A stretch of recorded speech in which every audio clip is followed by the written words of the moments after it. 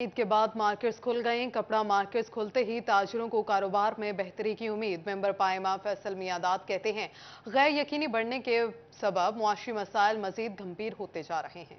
ईद के बाद मार्केट्स खुलने लगी। 8 बाजारों में गहमा गहमी। कपड़ा मार्केट्स के ताजरों ने मार्केट बेहतरी की उम्मीदें गंदुम की फसल से लगा ली। मौसम के एतबार से कपड़े की क्वालिटीज में भी बेहतरी आने लगी। स्टेपल 35 की क्वालिटी 1000 बढ़कर 45 से 46,000 हो गई। कॉटन 52, कॉटन 60 पर मुस्तहकम रही, जबकि पीवी की कीमत में कुछ कमी वाक़या हुई। वॉशिंग वेयर 31,500 से कम होकर 30,000 तक आ गई। मेंबर पायमा फैसल मियादाद कहते हैं, गंदुम की पैदावार का अच्छा सुन रहे हैं। अब अगर किसान मार्केट्स का रुख करेगा तो कारोबार में बेहतरी आएगी। गंदम की क्रॉप जो है वो अल्लाह का शुक्र है कुछ बेहतर हुई है। तो मैं ये उम्मीद कर रहा हूँ कि बड़ी ईद से पहले पहले लोगों ने, हरी बात है, अपनी शॉपिंग वगैरह करनी है। गाहकी भी हमारे पास आएगी क्योंकि पूरे साल का दारोमदार इसी गंदम के ऊपर होता है। तो मुझे ये लगता है कि कारोबारी एक्टिविटीज बेहतर होंगी और लोग भी जो माशी तौर पे जो बिल्कुल डिप्रेस हुए हैं वो भी कुछ बेहतर होंगे। अदम इस्तेकाम में इजाफे से मौशी अबतरी भी बढ़ती जा रही है और मौशी सरगर्मियां सुकड़ती जा रही हैं। कैमरामैन वहीद महमूद के साथ मोहम्मद बिलाल डोगर, फैसलाबाद। यहाँ आपको बताएं, सोने की कीमत में इजाफा। फी तोला सोना 1,500 रुपए महंगा होकर 2,18,500 रुपए का हो गया। 10 ग्राम सोना 1,286 रुपए महंगा होने के बाद 1,87,328 रुपए का हो गया है। आपको बता रहे हैं कि सोने की कीमतों में एक बार फिर से इजाफा हो चुका है।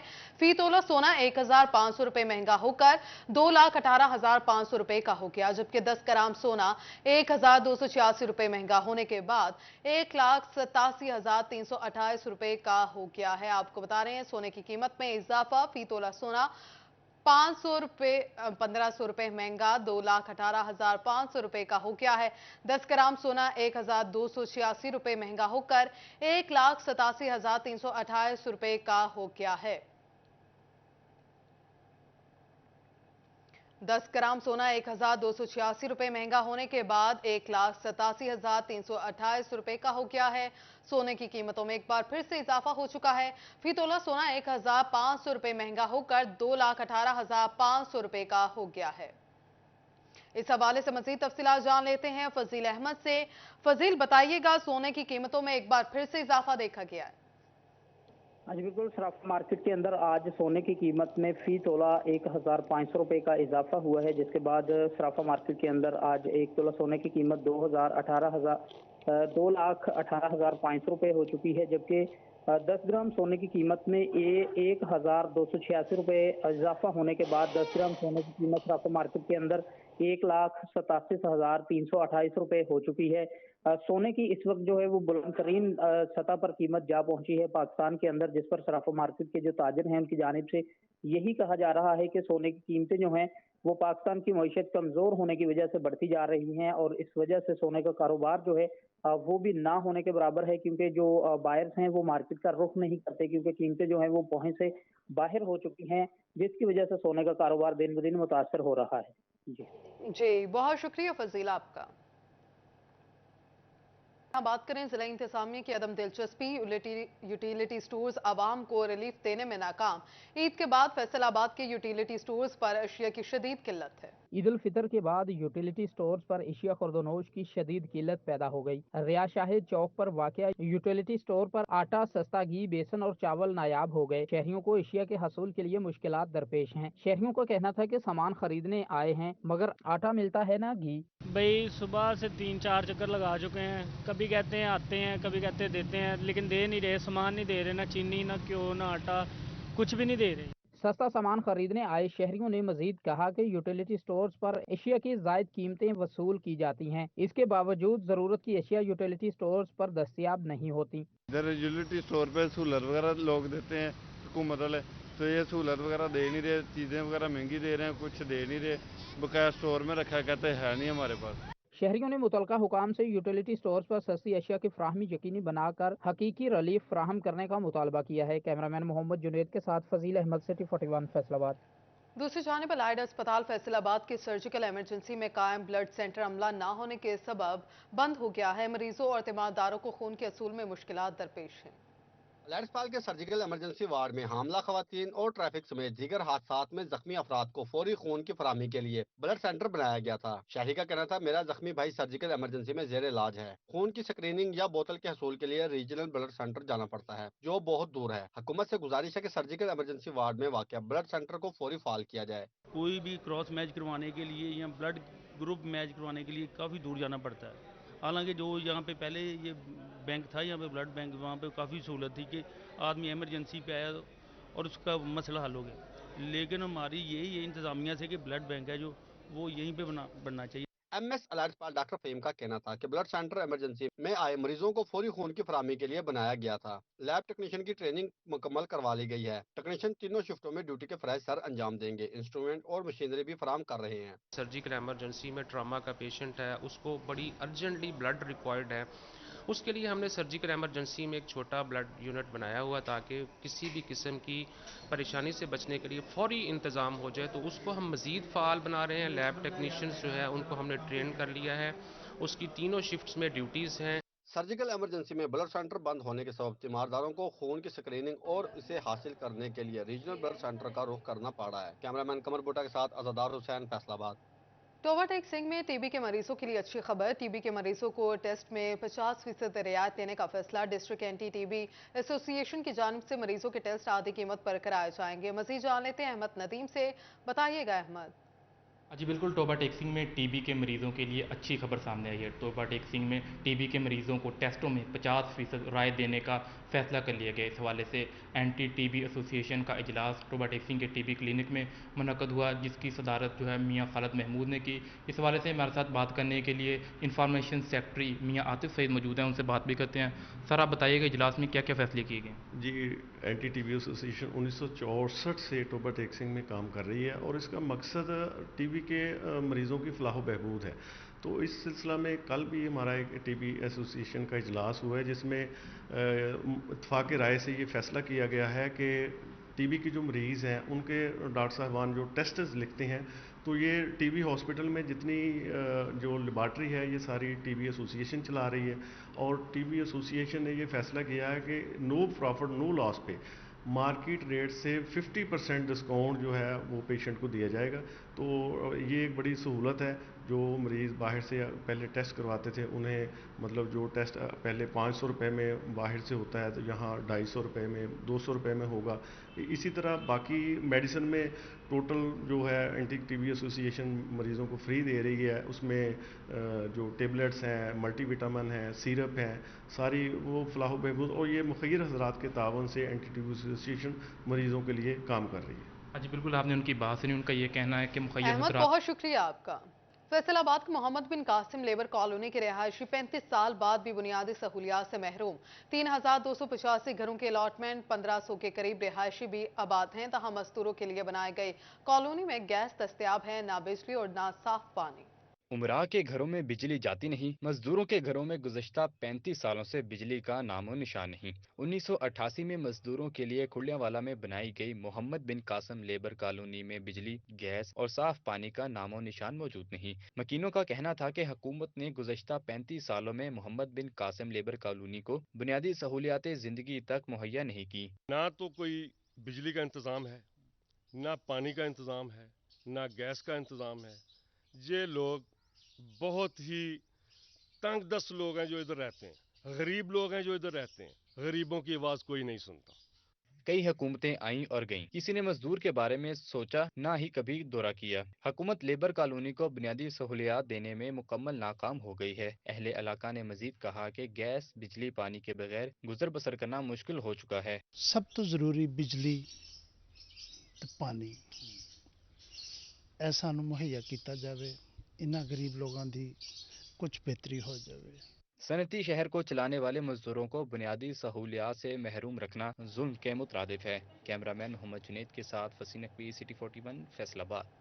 फैसलाबाद में खुले मैन होल शहरियों के लिए अजियत का बायस बनने लगे। सरगोदा रोड अलाइड चौक में PDCL वर्क के खुले मैन होल के ढक्कन ना रखे जा सके। डेप्यूटी डायरेक्टर डेवलपमेंट ने जनरल मैनेजर PDCL से जवाब तलब कर लिया। मजीद जान लेते इमरान असलम से। इमरान, बताइएगा।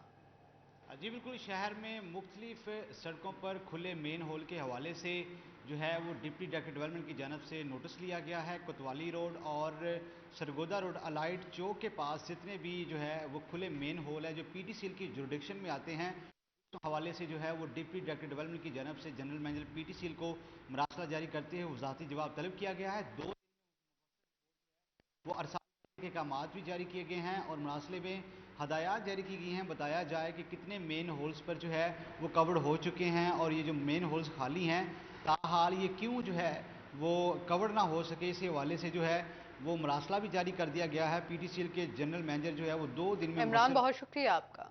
اور یہاں آپ کو بتائیں سیکرٹری تعلیم کے حکم پر ترقیوں کے کیسز نمٹانے کے لیے محکمہ تعلیم کے دفاتر اتوار اور 1 مئی مزدور ڈے پر بھی کھلے رہیں گے۔ پنجاب حکومت کے ہدایت پر کلرکس اور اساتذہ کو محکمانہ ترقیوں کے لیے سی یو ایجوکیشن آفس میں ڈپارٹمنٹل پروموشن کمیٹی کی میٹنگ میں پروموشن کیسز کا جائزہ لیا گیا۔ اتوار اور سوموار کو پروموشن آرڈر جاری کیے جائیں گے۔ اس پر بات کر لیتے جہانگیر اشرف سے۔ جہانگیر، آگاہ کیجیے گا اس متعلق۔ وزیر اعلیٰ پنجاب محسن نقوی کی طرف سے انسٹرکشن دی گئی تھی تمام محکموں کو کہ پروموشن کے کیسز جو ہیں ان کو نمٹایا جائے، کیونکہ کافی پینڈنسی پڑی تھی۔ اس حوالے سے محکمہ تعلیم کے انسٹرکشن کے مطابق آج تمام سیوز ایجوکیشن آفس میں، ڈی اوز آفس میں پروموشن کی ڈپارٹمنٹل کمیٹی کی میٹنگ ہوئی، جس میں کلریکل سٹاف کی پروموشن کے اور اس کے ساتھ ساتھ اساتذہ کی ترقیوں کے معاملات جو ہیں ان کو ڈسکس کیا گیا۔ ان تمام کیسز کو نمٹانے کے لیے کل اتوار کی چھٹی کو منسوخ کر دیا گیا ہے سیکرٹری ایجوکیشن کے احکامات کی روشنی میں، جبکہ 1 مئی سوموار کو جو گورنمنٹ کی چھٹی ہے اس میں بھی محکمہ تعلیم کے دفاتر کھلے رہیں گے اور جو پینڈنسی پڑی ہے پروموشن کیسز کے حوالے سے جو آج میٹنگ میں بھی ڈسکس ہوئی، ان تمام کیسز کو نمٹایا جائے گا۔ سی ایجوکیشن افتخار خان نے آج تمام متعلقہ جو افسران تھے ڈپارٹمنٹل پروموشن کمیٹی کی میٹنگ کی اور اس حوالے سے جائزہ لیا گیا تمام کیسز کا، جس میں کلریکل سٹاف کی ترقیوں کے کیسز شامل تھے، پی ایس سی اساتذہ کو ای ایس سی اساتذہ ترقیاں دینے کے معاملات تھے، اور ان میں کہا گیا کہ 2 روز مزید جو اتوار اور سوموار چھٹی کے باوجود دفاتر کھلیں گے اور معاملات جو ہیں پروموشن کیسز کے ان کو ڈسکس کیا جائے گا اور فائنلائز کر کے جلد از جلد پروموشن آرڈر جاری کیے جائیں گے۔ جی جہانگیر، بہت شکریہ آپ کا۔ اور یہاں آپ کو بتائیں 2023-24 کے لیے ٹماٹر کی کاشت کا ہدف مقرر کر دیا گیا۔ 45,000 ایکڑ پر کاشت یقینی بنائی جائے گی۔ ملکی ضروریات کے لیے 563 ٹن ٹماٹر اگانے کے لیے ٹاسک سونپ دیا گیا ہے۔ مزید جان لیتے عبدالرحمان سے۔ عبدالرحمان، آگاہ کیجیے گا۔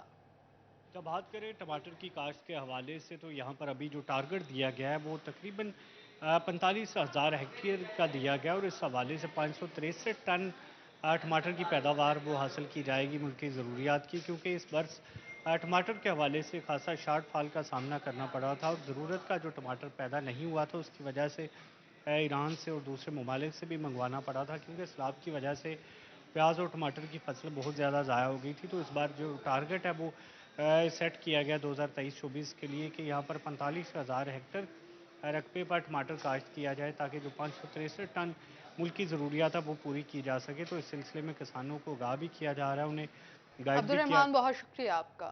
فیصل آباد میڈیکل یونیورسٹی انتظامیہ کی جانب سے منکی پاکس وائرس سے متعلق ورکشاپ کا انعقاد کیا گیا۔ ڈاکٹرز، نرسز اور پیرامیڈک سٹاف کو منکی پاکس کی علامات کے بارے میں آگاہ کیا گیا۔ مزید جان لیتے ہیں عزادار حسین سے۔ آگاہ کیجیے گا عزادار۔ جی بالکل، پاکستان میں 2 کیسز منکی پاکس کے رپورٹ ہونے کے بعد حکومت صحت متحرک ہو چکی ہے اور اس سلسلے میں ڈاکٹر، نرسز، پیرامیڈک سٹاف کی ٹریننگ کا عمل شروع کروا دیا گیا ہے۔ کون سی علامات ہیں تاکہ اسے جو ہے بچا جا سکے؟ ہمارے ساتھ پرو وائس چانسلر پروفیسر عامر شوکت موجود ہیں، ہم سے بات کرتے ہیں۔ سر بتائیں۔ جی بسم اللہ الرحمن الرحیم۔ آپ کا بڑا شکریہ کہ آپ نے موقع دیا کہ ہم آپ کو بتا پائیں کہ یہ منکی پاکس کا جو وائرس ہے اس کے لیے ہم لوگوں نے کیا کیا تیاری اپنے یونیورسٹی لیول پہ کی ہے۔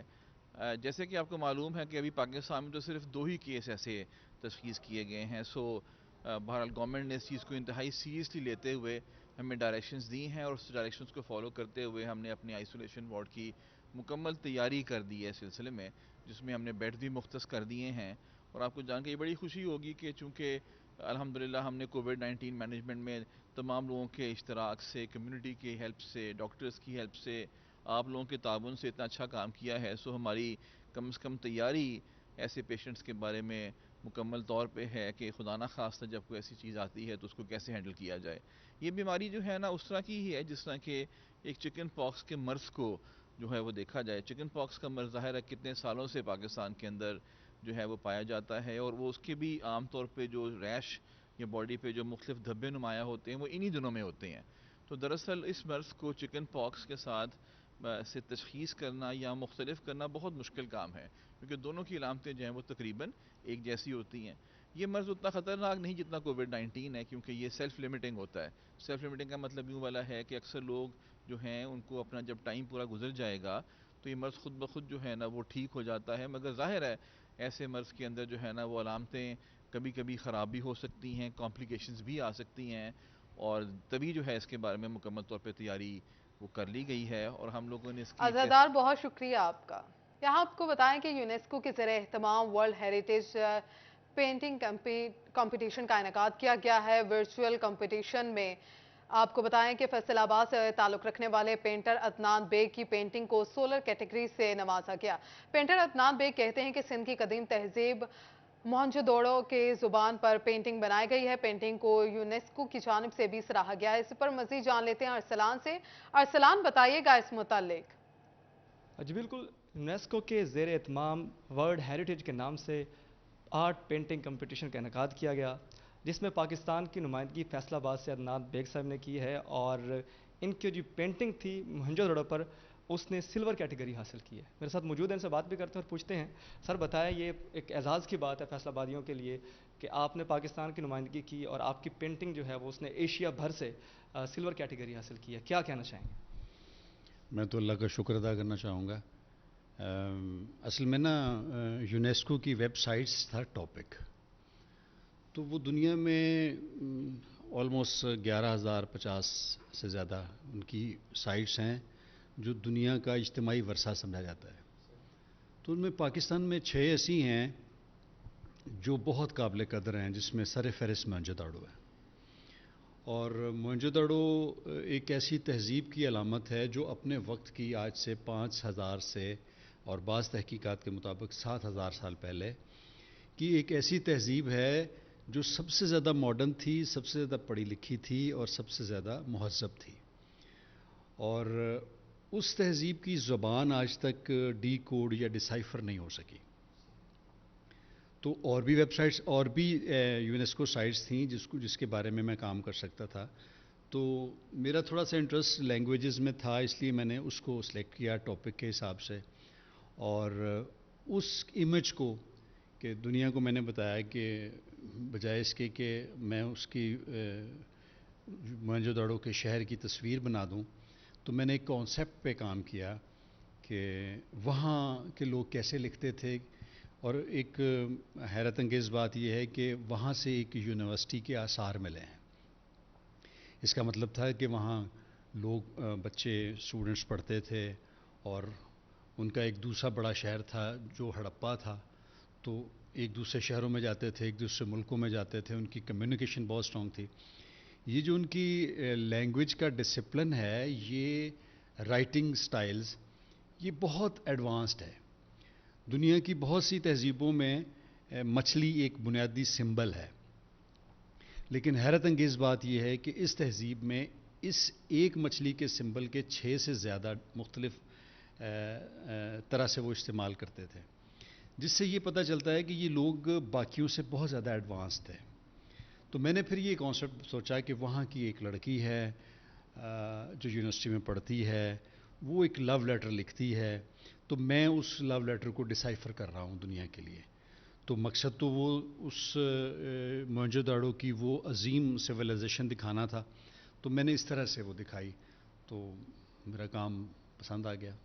بالکل جی، بڑی بہترین قسم کی پریزنٹیشن جو ہے وہ موہنجو داڑو کی ثقافت کی جو ہے وہ کی گئی ہے، اور خصوصی جو زبان ہے اس پر انہوں نے کام کیا ہے. ارسلان بہت شکریہ آپ کا. نیوز بلیٹن سے فی الوقت اتنا.